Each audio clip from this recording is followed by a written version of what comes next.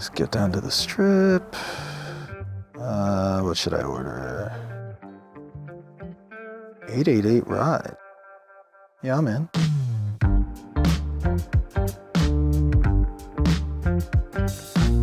Well, that was quick. Can't believe they're here already.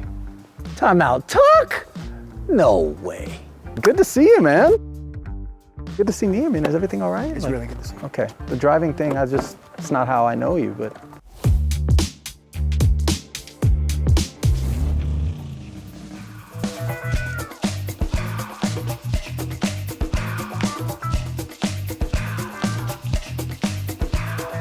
Poker broadcaster extraordinaire, poker player, and not just... Why didn't you say extraordinaire after poker player? You know what, that's a question I have for you later, okay? We'll get into that. I do have to ask you a question. I am driving a ride share to make a little bit of extra money, okay? Mm-hmm. And I've talked to Jeff Platt about this, I've talked to Norman Chad about this. Not because they've done it. No, but life as a poker commentator, you know, we're not making billions, yet somehow you seem to live like a billionaire. I follow you on Instagram. Private jets all over the world. Yes. I'm taking you to a Bentley dealership. What is going on? What am I doing wrong or what are you doing right? I mean, well, I have a lot of side hustles. Like, I think that's kind of the sign of the times. A lot of people do other things. And I've never wanted to do just one thing. Like, I've got some different interests or whatever. So, yeah, man, I mean, I'm day trading from 6:30 a.m. to 1 o'clock, Monday through Friday. Day trading what? Well, for the last 3 years, I've been laser focused on DraftKings as a stock, but I get long and short and options, turn right. But yeah, I get long and short, options, short calls, short puts. I mean, I didn't know anything about trading. So you focus on one stock? Stocks. For the last 3 years I have, but just like the last week, I've decided I've made my money on it. There's no more juice left to squeeze at the prices where they are now, and I've kind of opened my mind to some other things. But I'd never traded a stock before COVID. I wanted action, I'm sitting at home, and I paid tuition, man. I put $50K at a time, like 6 different times into my account, and I ran it down to $18,000, Tuck. I was like despondent. I was like, it's rigged, it's whatever. And then I turned the corner, and that's when things kind of, the green candles started going my way, and we're in the black handsomely now. What did you figure out? That I didn't know as much as I thought I did. It was like a Dunning-Kruger kind of thing. So, you know, just getting more into the weeds of like understanding. But at the end of the day, man, like day trading and doing technical analysis and charting and all that stuff, it all makes sense as long as everybody adheres to it. And then when things break down, it's like nothing matters. You know what I mean? It's like getting one outed for a month straight in poker and you're just incredulous, but maybe you were due. You weren't actually investing in a company. No, man, I'm not here to invest. You were just gamble. You were just right. So you were just gambling. Like you're like, okay, the psychology. I was on a first name basis with people in the margin department at TD Ameritrade. I'm not kidding. They knew who I was. That department's not that small, right? Like they have hundreds of thousands of customers, right? But like they just knew who I was, and I spoke to them in ways. I wish they could pull those calls, man. It's probably comedy, like the way that I kind of. Well, it's the middle of the pandemic. You're just dying for a conversation. Yeah, and also just like an extra day or two in this position that I'm upside down in. I was more dying for that, if I'm being honest. But yeah, we had some fun with it. Okay, so I brought up the private jets. Yeah. Any of you who, by the way, if you don't follow Ali on Instagram, you should. You don't post a lot, but all of your posts are... self-indulgent look at me, wow, my life's so great. Isn't that what Instagram's for? I don't know. Yeah, I thought I was doing it right. Well, in fact, I think it was one of your Instagram posts you actually said, I have lived an absurdly good, I'm going to paraphrase this, I have lived an absurdly good, undeservedly great life. Yeah. And yet I'm still a kid, and you feel like a fraudulent adult. Yeah. Get into that. I mean, you know, it's funny. I'm 45, going on 46 in just a few days. And happy birthday. Thank you. I don't feel different in really too many material ways in terms of just being like a goofball kid at heart that just wants to laugh and have a good time. You know, obviously not being married, not having kids, I think in some ways has afforded me the ability to protract that kind of juvenile, less mature affect. Not that I don't possess the capacity to be that. I've just never, I found it overrated. I just don't understand what is all the hype about in terms of being an adult or taking yourself super seriously, you know? Like I'm just not cut from that cloth, you know? And sometimes I wonder like if maybe opportunities are passing me by because there's this perception that I'm not serious, right? But like, even though that's the vibe that I portray when I'm in the booth, I'm kind of mischievous, I'm always looking to get a rise out of somebody or get a laugh, you know, that's not to say that I don't take what I do seriously. It's just I don't impart that, and that's by design. You know what I mean? I don't want that, you know? So I hope that people are able to recognize that, like, I'm still a professional, and I've been doing this since I was 17 years old, not poker, but working in front of a camera and hosting all kinds of stuff. So, you know, I like to think at this point, I've got my 10,000 hours in, and you know, it's a bit of a riding a bike exercise for me, but what draws me to it is the ability to entertain, to give people a respite from whatever the rigors of their day are. And let's face it, most people are kind of hand to mouth, man. The struggle is real out there, right? And you know, if I'm blessed enough to have some privilege or little gift or virtue that allows me to bring some laughter and joy into someone's life, and with all the options that they have, they're willing to give me 30 or 60 minutes to do that, I'm going to take that seriously, and I'm actually going to do my best to deliver that. You know what I mean? I'd argue that from a commentary, from at least from a poker commentary standpoint, while, yeah, you'll have your fun in the booth, and we've all enjoyed listening to you and your partner in crime, Nick Schulman, through the years, and you with others, of course. But I would argue that you're, if anything, you're like almost a James Bond. My apologies. Really? My apologies to Tony Dunst. And James Bond. And James Bond, of course. All of them, by the way. No, but you're just like, you know, if I was going to think of a poker commentator who was going to wear a tuxedo, you know, somebody who represents Triton Over as well Dunst? as you do. I don't know if it's Dunst is the tuxedo guy. He is too, but I mean, I just think of you as like, you know, you're so smooth, you're so suave. You walk in, you know, when I think of the buffoon, when I think of the buffoon in the commentary world, I think of Norman Chad. I think you're suave too. You're suave. You know what I mean? No, but okay, so you think Norman Chad is kind of the... He's a buffoon, right? Okay, he leans in, sure. Yeah, okay, I could see that. But you know what? In Norman's defense, and not to Shanghai this, I know this is supposed to be about me, but like, that dude, there is nobody who is as much of an archivist or who could even come close to replacing him with regard to the World Series of Poker specifically. Nobody wants to replace him. You know what I mean? Me neither, by the way. Like, a lot of people create a lot of pressure. They create this like team Nick and Ali, team Lon and Norm thing or whatever. And it makes me really uncomfortable. You know, I don't drum up or incite any of that rhetoric every time the World Series comes around. And, you know, some people are really outspoken in that regard. And I'm the first to approach both Lon and Norm and make sure that they understand, because one day, and I've spoken to you about this, you know, we're going to be deeper into our careers, and maybe there will grow some distaste for the brand of comedy or approach to commentary that we have. And by the way, that's not a unilateral sentiment towards Lon and Norm by any stretch of the imagination. There are a lot of people who are all about what they do and are not at all about what Nick and I do. And we're very different. But, you know, like, there's enough pie to go around in terms of opportunities, thankfully, for all of us. And also, like, it's important for us to have diversity. If everybody sounded and act the same in the booth, that would kind of suck, wouldn't it? Listen, right? Yesterday, I'm in Utah. I'm snowboarding and skiing with my kid. Yeah. Afterwards, we go for ice cream. Yeah. Okay. There wasn't one flavor offered, okay? Right. There were many flavors. Excellent point. And that works. Right. And that's okay. And he liked his and you liked yours, and, you know, it is totally okay. And I've always said that, like, a lot of the opportunities that you and I enjoy are the direct result of the dedication that they had toward poker commentary when it was in its, like, you know, arcane infancy and was a far cry from all of the tools that we have at our disposal and all of the refinement and the polish that it has now. I mean, these dudes were outside on Fremont Street with no hole cards, you know, and it was like Stewie and squaring off with somebody that maybe you didn't even know, or it was the 8th year in a row, it's like the same 9 guys and we're voting. You know what I mean? Like, but what I'm saying is, like, they blazed that trail, and in my mind, they deserve the opportunity to step down from that throne if and when they see fit. And I maintain that. Like, I'm wholehearted about that. I'm deep-throated about that. I don't know if you that's brought up the your right- career. Full-throated. No, I think deep-throated is exactly what you meant, and I like it. Yeah.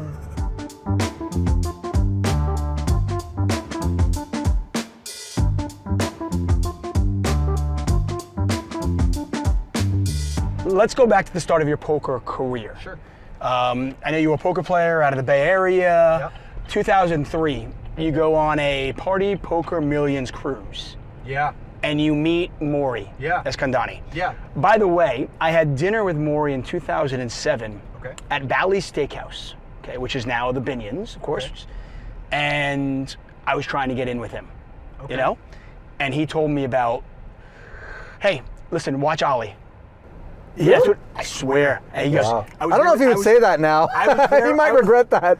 I was there with Maury and I was there with Eric Drake. Oh, yeah. And Eric, and we're having steak, and they were talking about in so much praise for the way you carry yourself, the way you enter a room. Talk about meeting Maury on that cruise and what that has led to. I mean, listen, I began working in television in 1994. So my on-camera career and my career in entertainment preceded poker, which obviously at this point, given the fact that the vast majority of what people have come to be exposed to me, you know, in terms of my career is poker related, very few people within poker even realize that, right? And I don't talk about it all the time, but you know, I got a little bit of a head start in that respect. But I knew when I was going on that cruise, and I came as a guest of Eric Lindgren, who ended up heads up at the final table with Daniel Negreanu. It was a party poker cruise in 01 or 02 or 03. I don't know what year. It was 03. 2003. Okay. So I just knew I wanted to have, at this point, we still had like VHS resumes, demo reels. Yeah. So I had my VHS demo reel and I had my resume and I wanted to get in with like Steve Lipscomb or somebody, you know, get me in with World Poker Tour. So you went on the cruise specifically for that? Well, Eric won a few seats, so he put me into the event. That didn't last very long. He ends up final tabling and squaring off with Daniel, but I just knew there were going to be people who were movers and shakers in terms of the early, you know, onset of poker television. And poker started to blow up. I mean, you got the Travel Channel, you got, right. I mean, I don't think any of us would have like drawn it out and extrapolated it to the place that it is today back in its infancy in those years. But I was like sitting on my couch watching that stuff and thinking, man, I should be hosting this, because at that point, I had kind of already taken a hiatus away from television to play poker in the Bay Area, and Lindgren and Prahlad Friedman were the guys that kind of took me under their wing, and we were road dogs out in the Bay Area playing poker, and I was a stud player. I was a $2, $4 limit stud player. Imagine trying to beat that game, right? I was like, by a factor of 3, the youngest guy in the game, right? Minimum. I mean, the only thing more miserable than that is a 2-4 Raz game. Right. I mean, I was the only non-AARP card holder in the game. So anyway, they pivot me over to Limit Hold'em, and within like a year or two, I went from playing like $3, $6 Limit Hold'em to playing like $100, $200 Limit Hold'em. And this was in its heyday, when the commerce 24/7, I'd moved to LA eventually, was like blowing up. But not to get sidetracked, like, I had spent this time playing poker, knew the game, and knew a lot of the guys who were grinding. So cross that with, I've been working in TV, I know my way around a camera and a mic, and I'm sitting in a 75-150 Hold'em game on that boat, and Maury's in the game. I think James Woods might have been in the game as well, which is when he and I met, and we've been friends since. But Maury's talking about how he intends to do, you know, poker broadcasting, whatever. And you know all the BS we hear at poker tables. I'm looking over at Papa Smurf and thinking, okay, listen, like, right, you know? But I indulge, you know? And he's like, wait, what, really? You do this? And I'm like, hey, listen, I've got my stuff if you want to take a look. Maury, of course, balcony, outward-facing suite. We go up, and I pop my VHS into his little entertainment setup in his cabin. And midway through the demo reel, he looks over and he's like, this is you? And I'm like, yeah. He goes, I've been looking for you. Like, this is unbelievable. And basically grabbed my hand and dragged me with him onward and upward, you know, through the ascent of Poker Productions and NBC and ESPN. The heads up, you know, all of that. Challenge on NBC, that was you great. know? And my very first opportunity was given to me on the Ultimate Poker Showdown, which was filmed at the Plaza, in terms of doing actual commentary. I was doing a lot of emceeing, right? Trying to work my way up. And the Ultimate Poker Showdown at the Plaza, Chad Brown, RIP, was the host, and he would bring in a revolving cast of people to do commentary with him. And Negreanu got sick. And Negreanu told Chad, you should hit up this guy Ali. He can fill my place, you know what I mean? And so I don't even think I was in Vegas at the time, but I made my way over, and that was the first chance I had ever gotten to do some commentary. Now, granted, play-by-play is more my lane today, and I'm happy with that, than doing any color. But it was just a chance to, like, not be an MC and get on a desk. And what do you enjoy more? You know, in terms of what, playing or commentating? MC. Or? Well, no, we'll get to playing in a second. No, MCing or commentating. Play-by-play commentary in particular is what I absolutely love. You know what I mean? And look, the minds that are available in terms of, you know, color analysts for poker these days, the unfortunate thing is that the opportunity cost of those guys stepping into a booth and even making great money by poker commentary standards, it's far outweighed by taking that time and playing in the event that they would otherwise be talking about, right? But I don't belong really on that side of the desk. I just don't, right? And being play-by-play, like, I've kind of... You're humble. I mean, you don't play 100, 200 limit and host a mixed game here in Vegas if you're not a pretty good poker player. And I played against you. I know you're a pretty good poker player. I mean, like, look, I like mixed games now in particular because mixed game guys are insane and they have more personality and they're not social. It's more social. There's 16 games. You can't possibly be good at all of them. Like, and there's more parity. It's just, variety is the spice of life kind of thing. But yeah, I mean, I'm a winning player every year since I moved to Vegas and started playing the 8160 mix, which moved from Bellagio over to the Wynn, over to now Resorts World. I've been making money, but I don't do it for that. I do it, because it keeps me connected to the game. Most of the time it's enjoyable, although there's some unbearable nights. I've had my 40-hour, stuck 20,000. How is this happening? Like, what are you showing me? How is that hand played? Like, there's some incredulity, and I can be a bit emotional in the game, but yeah, I mean, I'm all right. It's just that the level at which the game is being played, in particular on some of the broadcasts that I'm privileged enough to be a part of, like Triton, is beyond what meets the eye. I mean, these guys grinding solvers and not even necessarily wanting to give up their stuff to where you even really know what they're taking into consideration in any given moment is it's pretty obfuscated. For me, I'm some levels removed from all of that. But I'm also fortunate enough to be able to talk to guys across from me who are on that level and observe those guys doing what they're doing. And just via osmosis, you get better. Okay, I'm curious of this. First off, how often do you play now? Probably 3 days a week when I'm in town. But, I'm only in town. You're never in town. 2/3 of the year, if that, yeah. So we did an 88 Ride episode with Brian Rast. Oh, who yeah. I know you get to commentate with on Triton. Yeah, and he's coming to Jeju. And Brian talked about, when he was on the ride, and he and I go way back, he talked about how he did not start playing poker to play chess. Meaning the game's getting solved, so to speak. Yeah. He was concerned. Are you at all?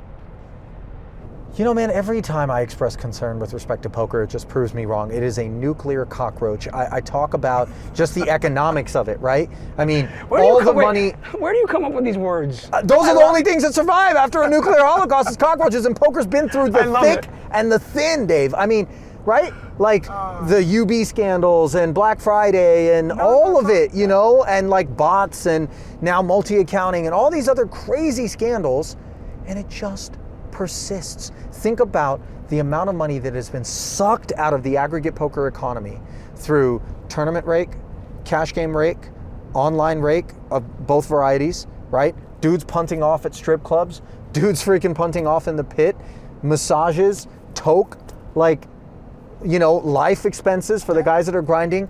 How is there a nickel left over? I don't know. But enough new money is floating into the game always that it stays alive. Now, is there some ebb and flow? Game gets tougher, game gets easier? Sure. Do I get really nostalgic about the days when Paradise Poker was around and I could just check raise dudes with third pair and know it was good? You know what I mean? Yeah, but it's still around and it's still being played and there are still good opportunities. You have to work harder to find them. Privatization of the game is obviously a phenomenon that I think is in part people, trying to insulate their little strawberry patches and their ecosystems from Gen Pop. I mean, because you host the game in a casino. I do, yeah, and it's semi-private. We'll let anybody come in and play, and then if for whatever reason they're not a good fit, we'll be like, hey, thanks, but maybe find another place. Thanks, but no thanks. And there's only been 2 people, I'm not going to say who, but there's only been 2 people who we've ever been like, what, your business is not welcome here, you know what I mean? No, I'm not going to say anything. But what do you think about the private games? And because that's huge. It's huge in LA, it's huge in Vegas. Well, if you're talking about go to someone's house private games. But even the casino private games where it's an invite-only game. You can't get in. I am more comfortable with a casino invite-only game just because at least there's some measure of regulation and control. I'm not saying it's fail-safe, right? There have been scandals that have happened inside of a casino. Casino isn't necessarily preventing collusion and things of this sort, right? But I think it's a far safer environment than going into houses. And I've been a part of some private poker games where millions of dollars were exchanging hands in any given night that the game was running, right? Baffling, staggering, ridiculous amounts of money. And, you know, on credit in these a lot of games? times, you know what I mean? I was not playing in the games, right? I've dealt in the past, I've helped You were a administer dealer? them or whatever. I was a dealer for a while, yeah, believe it or Wow. not. Yeah. I like to think I still got it. But Every once in a while in an interview, I'm like, I feel like I go into most of these interviews and these conversations knowing everything. Right. And then you go, wait, what? well, I mean, you know, I've talked about it in a few interviews. With Julio from Card Player, I talked about it. With Kara Scott, I talked about it on her podcast. But my whole pivot into playing and really burying myself into poker was the result of a girlfriend in college who passed away. And like, you know, it was a super traumatic event for me. And at that point, life had been a very silver spoony kind of affair. And so I don't drink. I've never done any drugs. I don't smoke cigarettes. Like, I didn't have vices or places that the average person maybe might go to kind of synthesize grief or whatever. And so I just went to a casino. It's available 24 hours a day. I can be kind of anonymous and just, you know, I was being self-destructive, but I guess the competitive side of me and getting under Prahlad and Eric's wings and kind of being shown that, hey, this you can take this seriously and do well at it, kind of helped morph it into something good. And, you know, in life in general, not to get like excessively philosophical, anytime that I've tried to we like that. anytime that I've tried to paddle upstream or fought against the trajectory that life was kind of pointing me in, like invariably once I relinquish to whatever that proverbial hand at the small of your back is putting you where you're supposed to be, in retrospect, eventually I'm able to realize like that was for the best, right? Now, am I saying like, oh yeah, if I could do it all over again, I'd put my girlfriend in that car accident in college? No, I wouldn't. But given that happened, like all that ensued in terms of like who it made me and the way in which it changed my perspective on the world and made me a more spiritual person and made me more present, was certainly all upside for me. You know what I mean? And yeah, I mean, it's, I went to lunch with a cousin of mine who had known her a couple of years after she had passed away. And he was like, all right, I think you're ready to hear this. And I'm like, what? He goes, I'm glad Sharon was her name, passed away. And I'm like, dude, what kind of thing is that to say? He goes, stop, hear me out, man. He goes, I know, I was gonna go work for MTV and host TRL in New York, right? And he's like, I worry about the dude that you were gonna end up being if all of that went through. You know, like, here's this big TV guy, big ego, like, you know, I'm a celebrity or whatever the hell, you know. He was like, but the dude you are today, having gone through all of this and been humbled and been shown like, you know, just kind of a bigger landscape, like, I love this guy, you know what I mean? And it sat with me, you know? I was like, okay, cool.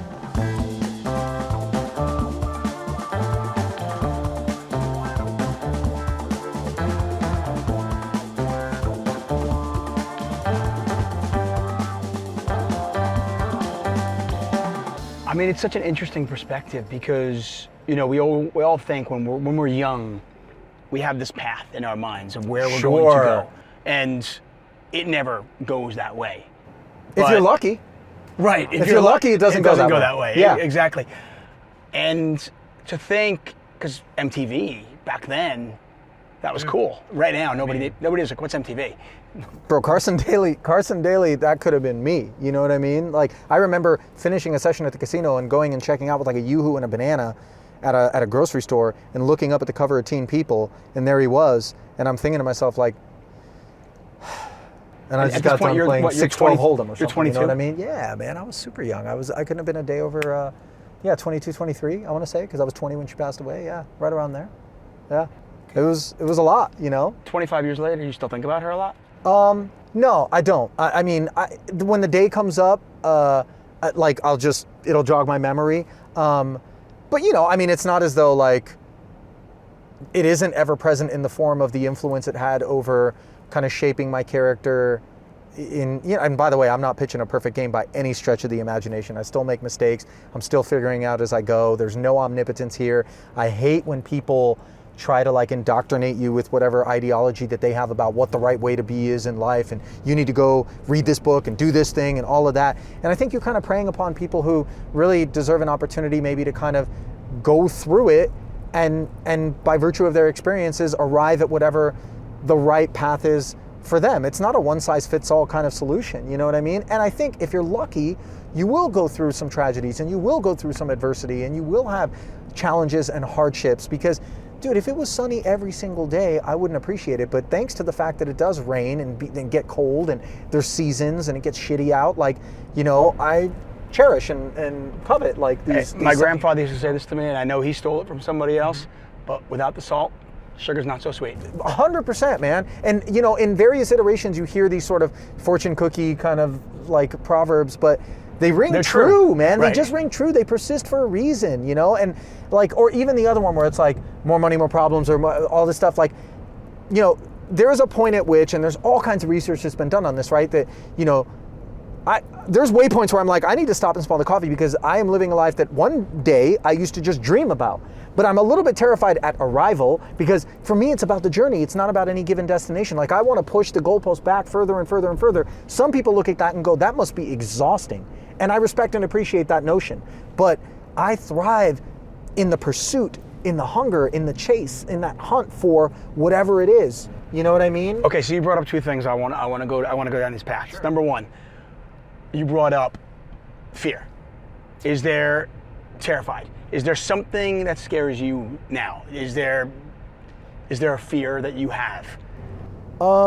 Maybe like, I don't know how legitimately fearful of this I am, but like conceiving this in my mind, like fear of losing a zest for life, the joie de vivre, the youthful, like impish, mischievous side of myself, you know what I mean? Somehow the years erode that from some people, you know what I mean? And that's been talked about. Like, I'm scared of that. I'm scared of maybe not living up to my potential, maybe, you know what I mean? Like, I mean, I'm really good friends with somebody he's an A-list actor, he's into poker, he's very private about his life. I don't talk about our relationship very often, but I remember he talked about being on the set of a big movie one time, and they sat around and they talked about how they wanted to do the shot. And that ended up being the whole day. Hundreds of thousands of dollars in production budget, nobody lifted a finger. And they just sat around and talked about the scene. And the reason was because they literally could do anything they wanted with the scene. And he was like, sometimes when you can do anything, you don't do anything. Right? Because it's that fear of like analysis paralysis, and it's that fear of the opportunity cost of going this direction means I'm not doing any of these things. You know what I mean? And for whatever reason, and like I'm so thankful of this, and maybe it was pompous and misplaced, and there is absolutely nothing different or special about me in any way, shape, or form. And I am absolutely open to that reality, right? But I was always told that you can be whoever you want to be and you can do whatever you want to do. And I encourage anybody who is a parent, and I'm not, and like, you know, respect to anybody for whatever choices they make, and maybe I'll regret it down the line. But the point being that, like, if you just indoctrinate your child with that instead of some of the venom that's out there, I would make a Yui here. If you indoctrinate your child with, you know, some of that positive rhetoric, like, there's only upside. And my sister's doing wonderful in life as well, you know, like was a big time attorney and decided at kind of the peak of her career to step aside and start a family, and her husband's super successful, whatever. But she kicked ass and took names, and I kind of kicked ass and took names in school and anything that I set my mind to. And it was always like naysayers that would motivate me. It was like a dude walk up and be like, man, you could never get that girl's number. And I'd be like, so this might be me, okay? But you live in this 4,500 square foot gorgeous house, and there's nothing in there. Yeah. And it looks staged, right? It looks like I'm selling it. it's beautiful, everybody. Yeah. By the way, it's beautiful. It's everything about it. It's my OCD. But it would depress the fuck out of me. Yeah. Okay, my apologies for the language. No, I get it. But if I came home to an empty home like that, like I have a wife, I've got 2 kids, I have 3 dogs, I got 3 cats, I got a pig, I got fish. If I came home to that, it's beautiful, but that would really... It's sterile, it's empty, it's hollow, there's that and from the outside looking in, that's the perception, right? Well, that's just me. And again, I don't want to put that on you because we're all different people. But I mean, my girlfriend, whenever I'm in town... Go on, ask the question. I was going to say, is there ever a fear that you come home and you're like, that you just got this big house and you're just there and you get all this stuff and it's just like, who are you enjoying it with? Yeah, sure. I mean, I've long maintained that, like, at this point in my life, having gotten to a place where, like, I don't really want or need for more than I've got, that the upside from here forward is to maybe get myself to a place where I can kind of enjoy all of this with friends, right? And so they're always welcome, open door, whether I'm in town or not, to come and stay in any of the guest bedrooms and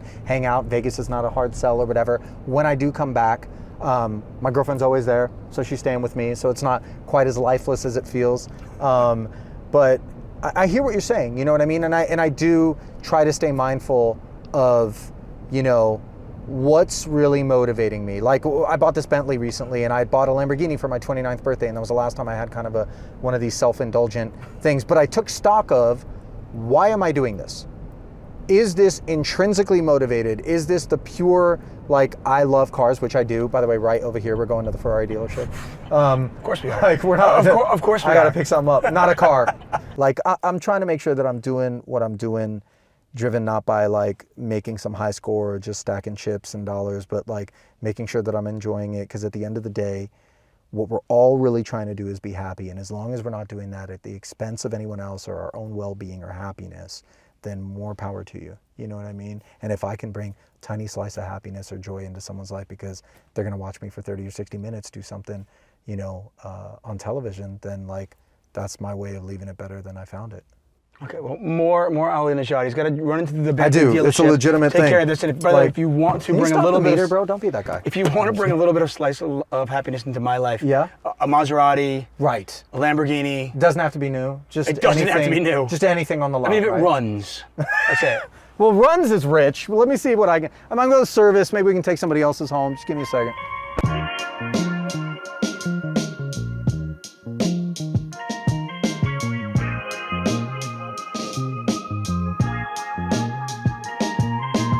You brought up Blueprint. Yeah. So I want to go back to before 2003, before you met Maury, when you were 17, 18 years old, and when you got your start. How did you get your start? What were you doing? And then I want to take it back to, I remember turning on ESPNU, and you were on there. And I was like, whoa, wait, what? Yeah. What's going on there? Out. Yeah. And by the way, that was the big joke, whether it was you and me and Stapes. Yeah. Like, hey, we're in poker. How do we get out? Yeah. How do we get out? Yeah. I remember Stapes used to say it. He got out, man. Ali got out, man. Like it was cell block D, and we were all, you know. Which, by the way, dude, calling poker, there are worse ways to get by, for sure. Yeah. But I was 17. I was in high school, and we had this job board, and there was this posting, and there was this local youth magazine show in the Bay Area called First Cut, and it was targeted toward youth. And they had 3 hosts, and they were all in high school. And one of the high schoolers was graduating, and he was moving on to college. And so the male host, they needed a replacement. So they held an open audition. And at the time, I was, you know, school always came super easy to me.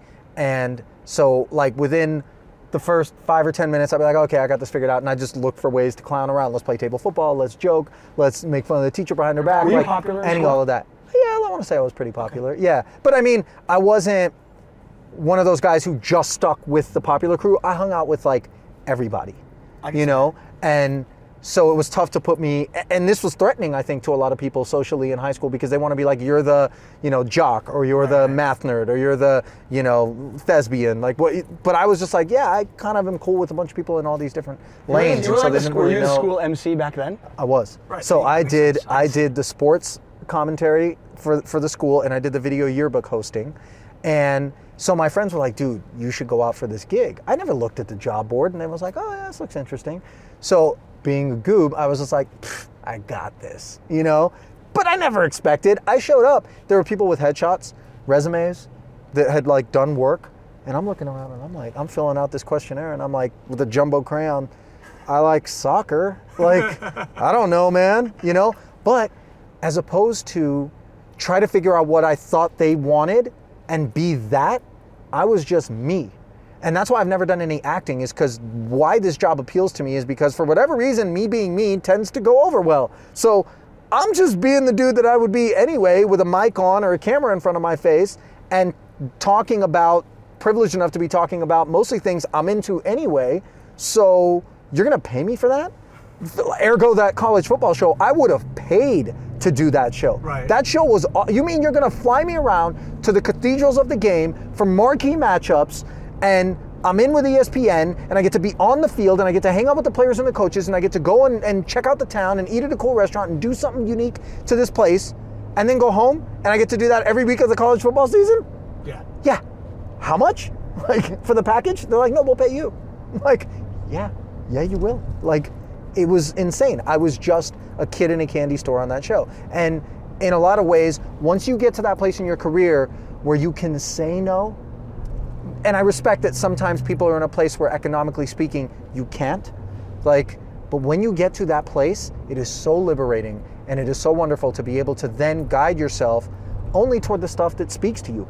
And when I got my gig at CNN Headline News, where I sold them a show in primetime, and then I was hosting a show on a daily basis, which was like kind of the happy accident where they were like, you know what, we should use you for that too.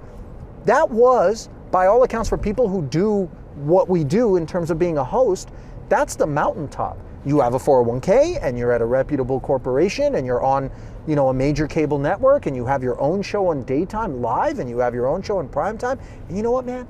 I wasn't all that happy. I didn't like corporate America. They weren't ready for me at all.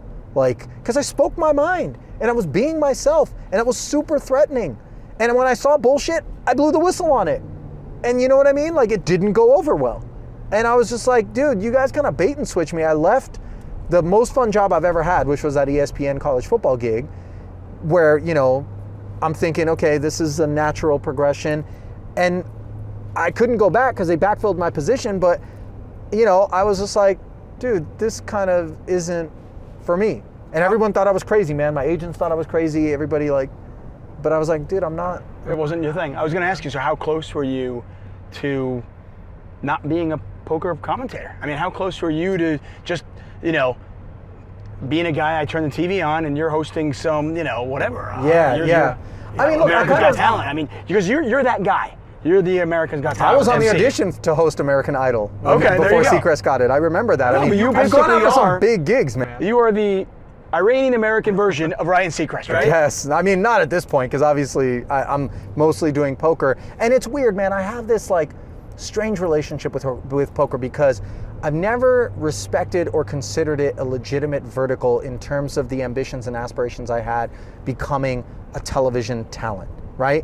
It was, I met a guy on a cruise and then he happened to be doing stuff and then Daniel got sick and so I got on a desk and like all of this random stuff. And so I just always felt like it's this, you know, it's just in the background, right? And it's not the product of, I went on auditions and I networked and my agents got me this gig and whatever. It was just, I happened to play poker, I knew some people and it just spun in the background, right? But I don't really want for much. I mean, I would love to do some stuff that's based on travel and food because those are two humongous passions of mine. And when Bourdain passed away, like, I really was like, okay, man, we should be moving in this direction. Stanley Tucci came out with his show and Bill Weir had this thing called the Wanderlust. My wife loves Stanley Tucci. She would 100% leave me for Stanley Tucci. I mean, he was good on the show. But yeah, like these are two passions of mine. But what I realize is like, look at Triton. I'm able to go around the world to pretty cool places 4 times a year under the premise that I'm working and I can tag on a trip to the end of that, to the beginning of that, go and visit some of these restaurants and I'm living that life anyway. You know, and I don't think it's an accident. I think whether consciously or otherwise, we just lean into the things that resonate and speak to more than just one element of what appeals to us. So you came to an 888 stop. I want to say Barcelona? Yeah. No, we were in London. Was it London? Okay. Yeah. So you come to London as a guest. Yep. And you were talking about going to this amazing restaurant. Yeah. So I believe you were a big fan of Chef's Table on Netflix. Huge. Okay. Yeah. And your goal at this point was, you told me, you're like, oh, I want to go to the top restaurants in the world. Yeah. And maybe it was like, I don't know, top 20 that was their first few seasons. So Chef's Table, I wanted to tick off as many of those restaurants as I could that spoke to me. There was a few I didn't really care for. And I've probably been to 24 of the Chef's Table restaurants. And then the world's 50 best every year, I wanted to look at that list and try to tick off as many of those as I could. How many have you done? Man, at this point, like, I don't know, 60 or 70, I want to say, all around the world. And a lot of times traveled with my ex-girlfriend quite a bit to just go with the intent of eating somewhere. The trips were built around, we got a table at this place, let's go. You know, Thailand. Traveling food, your passion? Yeah, man, big time. Like, okay, what's your sure. favorite place you've ever been? I know that's an impossible question. No, it really isn't. Really? Osteria Francescana, in before the pandemic, I want to say maybe 2017, 18, is the best meal I've ever had, and I don't think it's close. Where was that? Osteria Francescana in Modena, Italy, which was on Chef's Table and was #1 in the world on the world's 50 best, and it was amazing. I wanted to go so hard at it. I ate at the #2 restaurant in the world the night before in Girona, Spain, which is outside of Barcelona, and that was El Salar de Can Roca. And then the next morning, we flew to Bologna and went to Modena to this Osteria Francescana restaurant, which is a Massimo Bottura restaurant. And they had 2 menus. Most of the time, it's like a pared down and like the full Monty, where it's this menu plus. They had it where it was like some dishes on this one weren't on this one. And I was like, dude, I want to try it all. So I pulled the waiter in and I'm like, hey, listen, man, is it possible that we can do this in conjunction with this and kind of do, and he kind of looked at me like, bro, you know how much food that is? And I was just like, maybe ask the chef or whatever. And he's like, I'll ask. And so he goes and he comes back, he goes, they said it's okay. And I'm like, all right. So we got hammered, like not liquor, food. Like right. It was like 30 courses, just insane, but delicious. But we were tapped out by the end of it, left here. So I asked for a kitchen tour, as I always do, because I want to go and see the staff and the people, man. I mean, that's a lot of what makes it amazing to me is like I'm a big sucker for anybody that dedicates themselves to anything artistic or creative. Have you ever worked in a kitchen? My own, but no, I've never worked in a kitchen. I was a host at a Chevy's Fresh Mix. Dude, I own that job. You must have been the best chef. You must have been the best host. Listen, if you had a birthday at our restaurant, you were never forgetting that birthday, without a question. Maracas, big empty bucket, banging on the thing. The manager hires you as a host, dude, and just thinks right away. I embarrassed the staff more than the other people that were at the restaurant. The way I brought truth to the birthdays, But yeah, man, we go into the kitchen, and the kitchen's like, because they were amazed that we went through that many courses. But I always want to go and see and thank the people that delivered me that experience and that put that much passion, because I know what goes into it, man. Those dudes didn't just land in that kitchen, in that restaurant by accident. They've probably blood, sweat, and tears their way through a bunch of kitchens that were maybe abusive and, brutal and a grind and whatever to get that opportunity. And it's like, I just want to make sure that they're acknowledged, that they are appreciated, that they are recognized. And it moves me to tears, man, to observe somebody like Jiro Dreams of Sushi on Netflix. You have to work the sushi rice for 2 years before you get on seaweed, and then you get 2 more years of that before you get to touch a knife. The idea of just that level of commitment, that level of give a fuck is what I call it, is what the world is lacking right now. People are just checked out, coasting, half-assing their way through a lot of stuff, and it bugs me, And do you think you could do it? Honestly, do you think you could do it? Let's say I told you, to get where you got, right? You'd have to, hey, you've got to be a PA for 2 years, and you've got to, just hold the wire for 2 years. And then maybe just you're the research guy for the commentators for 2 years. I don't know. Then we'll let you go in there, and maybe you can be the midnight guy. I mean, look, maybe when time was on my side and you didn't think about that stuff, right? Like we do now in our lives, where every choice comes with the consequence of not having made another choice, and we've only got so many ticks left on the dial. Not to be morbid about it, but it's just the truth. Maybe then I would, right? Not because I'd like to think that I wasn't so entitled that I wanted to skip ahead of everything, but I have been a very lucky boy in the regard that I didn't have to maybe grind as hard as some others have. But with that said, I remember emceeing stuff at the Morongo Casino, Poker Superstars Invitational on Fox Sports, where I was working 18, 19-hour days, and I was on my feet in dress shoes, and it was so brutal that Maury was like, just go downstairs and get yourself a foot massage on my dime to be able to come back and do another 19 hours the next day, where all I was doing was sitting in the background and calling the hands as they were dealt as an MC to a fictitious audience. Which is for basically what weeks, a tournament director does now. Kind of, yeah, sure. When it's a big final table or whatever, Savage, right? Right. Yeah. But I mean, it was, in that sense, it was a grind, and I worked through it. And I'd like to believe that at least some of those throw your head down and endure and persevere kinds of choices without being fussy, too fussy, like, is part of why I am where I am, because I proverbially paid the dues, or literally paid the dues. Hey, you brought up a restaurant in Barcelona. Yeah. We're going to be 8 at 8 live in Barcelona in May. Okay. Should I be going to this restaurant? Was it worth it? Or no? Because there's some really good food in Barcelona, obviously. Yes, But I have never been and to you this don't place. have to go to a 3-star Michelin restaurant in order to enjoy that. So I don't know. I want to say there's better places in Spain to eat. But I mean, look, for the whole like pageantry and going to the space and like the experience of it, I would say it's cool, but the desserts were the best part.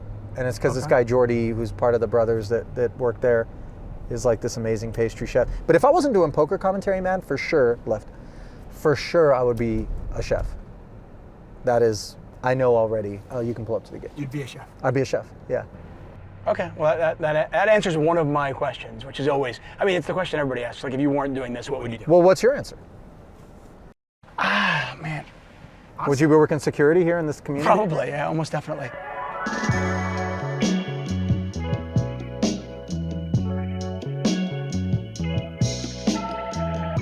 Ali, I could honestly talk to you for hours. Do you say that to everybody? No, I said it to Sean Deeb, Okay. which is true. Well, he would be talking to you for hours. You may not say much because it's deep.